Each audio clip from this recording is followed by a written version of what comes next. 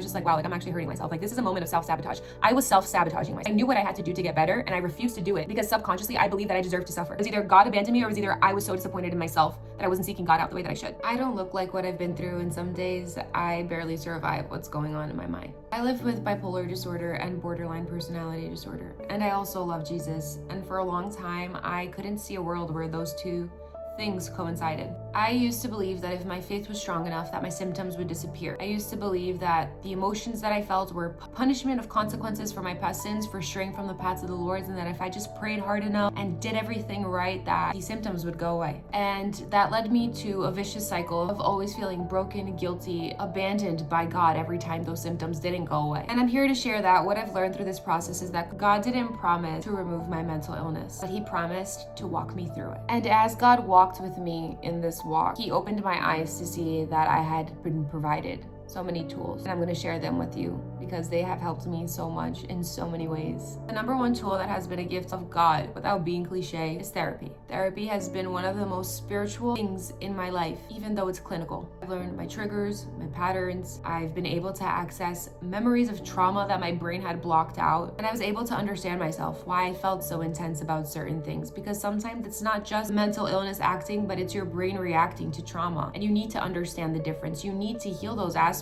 of yourself. Instead of hating myself for having these symptoms of a mental illness, I started understanding myself. I started understanding who I was in the past. I was able to look at my past with compassion. Like, that girl wasn't only acting out, she was acting out because her brain was chemically imbalanced. And I know a lot of churches say that, like, oh, therapy isn't from God, you should just pray or whatever, but no, therapy is from God. Psychology is from God. God gave people on earth the knowledge to treat people of these things. Obviously, God knew that there was going to be illnesses that were mental that people didn't see. So I would encourage you to seek out therapy because it's been life-changing for me. I feel like I've been in therapy for like 10 years, but only now have I accepted that I need therapy and it's working. And if possible, try to find a Christian therapist. I was blessed to find a therapist that's Christian and that understands the paths of the Lord. So I would encourage you to try to find one that's Christian, so like you could talk about both things side and side.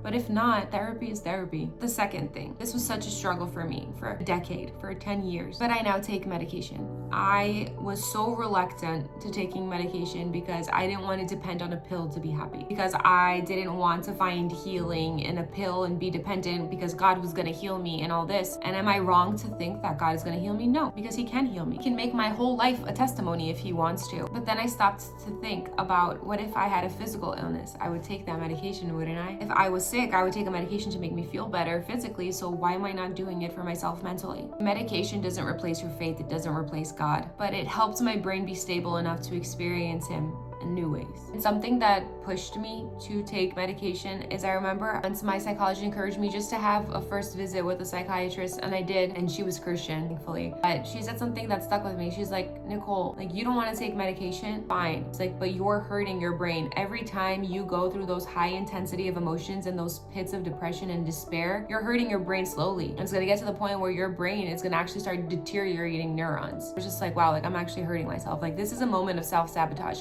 I was self-sabotaging myself. I knew what I had to do to get better, and I refused to do it because subconsciously I believed that I deserved to suffer. I believed that I deserved to suffer because I strayed from the paths of the Lord, because I indulged in so many sins, and that was something that I had to break. So thankfully today I am medicated and I am in therapy, and those two things have been life-changing for me, especially on my walk with God. Because every time I had an episode, every time I felt that emotional intensity, I would automatically blame it on God. I would automatically feel like God abandoned me, or I would automatically feel shame and guilt that I wasn't doing what I was supposed to be doing in my relationship with God. So it was always this conflict. It was either God abandoned me, or it was either I was so disappointed in myself that I wasn't seeking God out the way that I should. Another tool is my quiet time with God, my devotionals with God. I don't have a picture-perfect life. I don't have a picture-perfect time with God where it's like I sit down and have an hour to just study the Bible and pray. No, some days I just whisper, Jesus help me. Sometimes I literally just say God. Sometimes I play worship in my car and I sing it out. Sometimes I just read one verse. Some days I'm praying while I'm washing dishes and making dinner. Sometimes I don't have any words to say. Sometimes I just sit in silence. Sometimes I feel so numb. I'm like, God, I just feel numb. Some days are just honest, vulnerable prayers where I'm like, God, I don't even want to be here. My relationship with God is messy and it's not supposed to be perfect. God does not expect perfection from you. He expects consistency. He wants you to keep showing up even when you don't feel like it.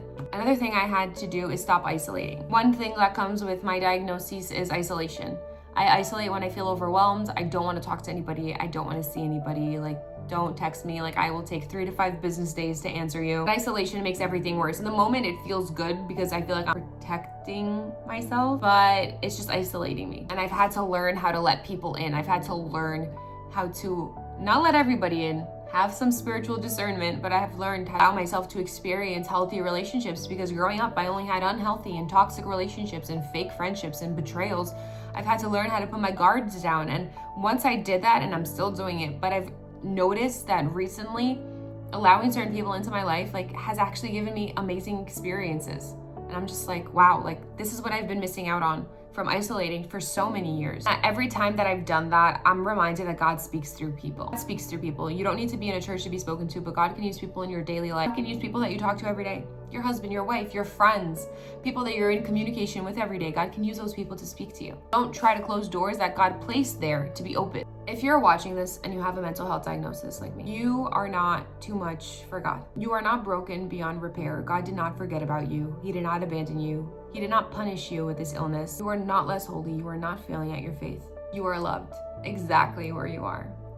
And I know that sometimes it's hard to believe that. I know. But you are loved. And it's not a punishment. If nothing else sticks from this video, just remember this. You can carry a mental health diagnosis, but that's not who you are.